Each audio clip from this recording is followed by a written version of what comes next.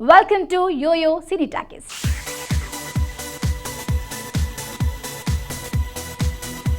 Commercial సినిమాలను సందేశాత్మకంగా తీయడంలో దిట్ట కొరటాల శివ. మిర్చి, శ్రీమంతుడు తీసింది ఈ రెండు సినిమాలే అయినా టాలీవుడ్లో తనదైన ముద్రతో హిట్లు కొట్టాడు ఈ దర్శకుడు.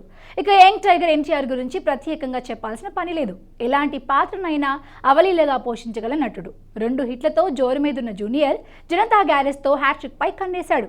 ఈ ఇద్దరి కాంబినేషన్కి కంప్లీట్ యాక్టర్ మోహన్ లాల్ తోడైతే ఇక చెప్పేదేముంది.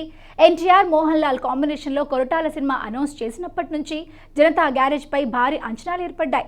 మరి ఆ అంచనాలను గ్యారేజ్ అందుకుందా? తెలుసుకోవాలంటే ఈ రివ్యూలోకి వెళ్లాల్సిందే.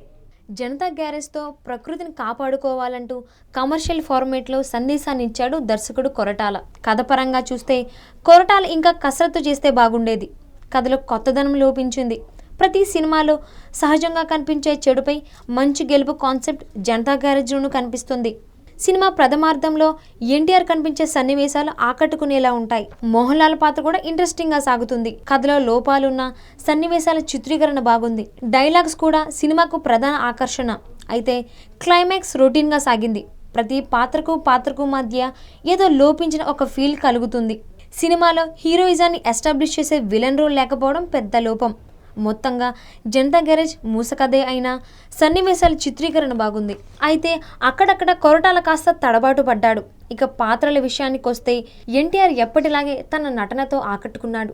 డాన్సులో, డైలాగ్ డెలివరీలో తనకు తానే సాటి అని తారక్ మరోసారి నిరూపించుకున్నాడు. మోహన్ లాల్ నటన ఆకట్టుకునేలా ఉన్న ద్వితీయార్థంలో అంతగా ఎస్టాబ్లిష్ కాలేదు. ఇక సమంత గ్లామర్కే పరిమితం అవ్వగా నిత్యమీనన్ పాత్ర కాస్త పర్వాలేదనిపించింది. మలయాళీ నటుడు ఉన్ని ముకుందన్ పాత్రల లోపాలు చాలా ఉన్నాయి. ఆ పాత్రపై దర్శకుడు ఇంకాస్త శ్రద్ధ పెట్టి ఉండాల్సింది. సాయి కుమార్, రాజీవ్ కనకాల పాత్రలు పర్వాలేదు. టెక్నికల్గా సినిమా చాలా బాగుంది. నిర్మాణ విలువలు కూడా బాగున్నాయి. దేవిశ్రీ ప్రసాద్ నేపథ్య సంగీతం ఒకే మూసులో సాగింది. పాటలు కూడా అంతంత మాత్రంగానే ఉన్నాయి. తిరు కెమెరా పనితనం బాగుంది. ఎటొచ్చి కొరటాల శివ పూర్తి స్థాయిగా సత్తా చాటలేకపోయాడు. గత సినిమాతో పోల్చుకుంటే దర్శకుడిగా, రచయితగా కొరటాల ఆశించినంత మ్యాజిక్ చేయలేకపోయాడు.